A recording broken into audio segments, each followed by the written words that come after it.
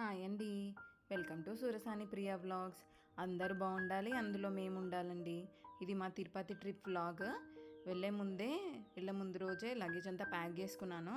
వెళ్ళే రోజు మార్నింగ్ 5:30 వరకే అందరం ఫ్రెష్ అయ్యి వెళ్తున్నామండి. మా ఓన్ వెహికల్లోనే వెళ్తున్నాము, మా కార్లోనే. ఇది ఆంధ్ర తెలంగాణ బార్డర్ అండి. ఈ వీడియోలో చాలా సస్పెన్స్లు ఉన్నాయి. మా పిల్లలకు ఒకరోజు దర్శనం పడింది, మాకు ఒకరోజు దర్శనం పడింది స్వామివారిది. మా పిల్లలకు దర్శనం జరిగిందా లేదా అనేది లాస్ట్ వరకు చూస్తేనే తెలుస్తుంది. ఇది మా ఫస్ట్ ఫ్యామిలీ వ్లాగ్ అండి.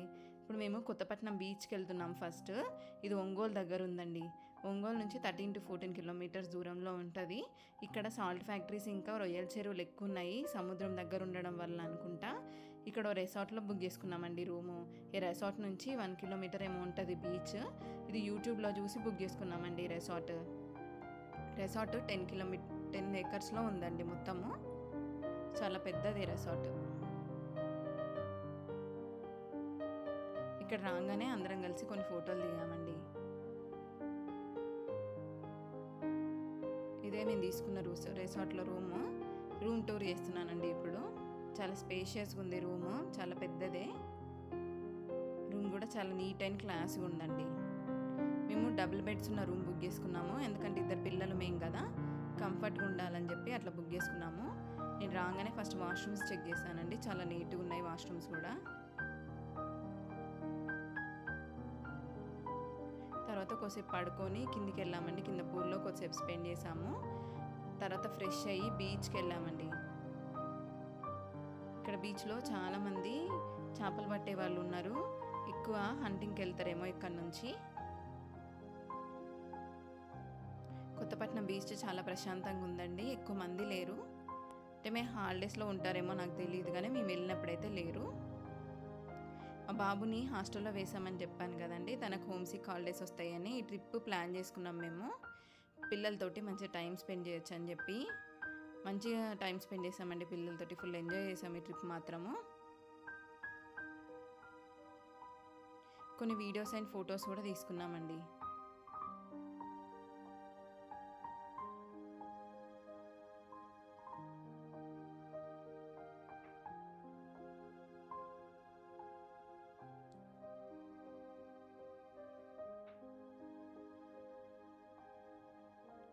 తర్వాత నైట్ డిన్నర్ కోసం ఒంగోలు వెళ్ళాము. అక్కడ ఒక మాల్లో ఈ ప్లే ఏరియా కనిపించింది.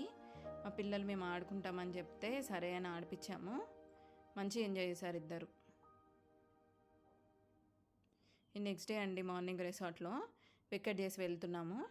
ఇది 10 ఏకర్స్లో ఉందని చెప్పాను కదా రిసార్ట్. ఎక్కువ గార్డెన్ ఉందండి, డిఫరెంట్ టైప్స్ ఆఫ్ హౌజెస్ కూడా ఉన్నాయి.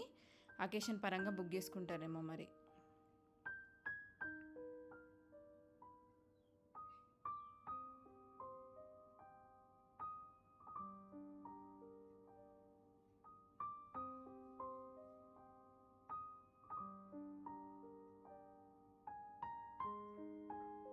రిసార్ట్ నుంచి తిరుపతికి వెళ్ళామండి.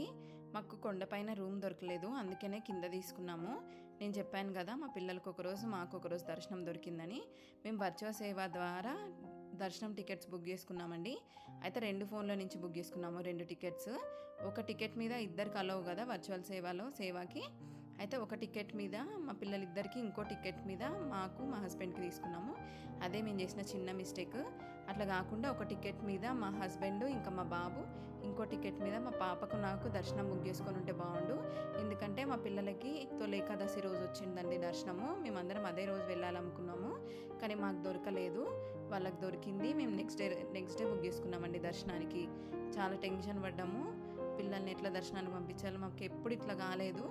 ఇంకా అక్కడ పోలీస్ వాళ్ళని అడిగితే ఇంకా దర్శనానికి పంపించండి, అంత సీసీ కెమెరాలే కదా, ఎగ్జిట్ దగ్గర ఉండండి, పిల్లలు వస్తారు అని చెప్పిండ్రు. ఫుల్ టెన్షన్ పడ్డాం, కానీ వాళ్ళకి మంచిగా అయిందండి దర్శనము. మాకంటే తొందర దర్శనం చేసుకున్నారు. మేము నెక్స్ట్ డే రోజు దర్శనానికి వెళ్ళామండి. మాకంటే మా పిల్లల దర్శనం తొందరగా అయిపోయింది. ఇంకా దర్శనాలు అందరికీ మంచి జరిగినాయండి. నలుగురం ఒక్కసారి వెళ్ళలేదనే బాధ తప్ప అందరికీ బాగా అయినాయి దర్శనాలు. తర్వాత రిటర్న్ అయినాం ఇంటికి. లడ్డూలు దేవుడి దగ్గర పెట్టి అందరికి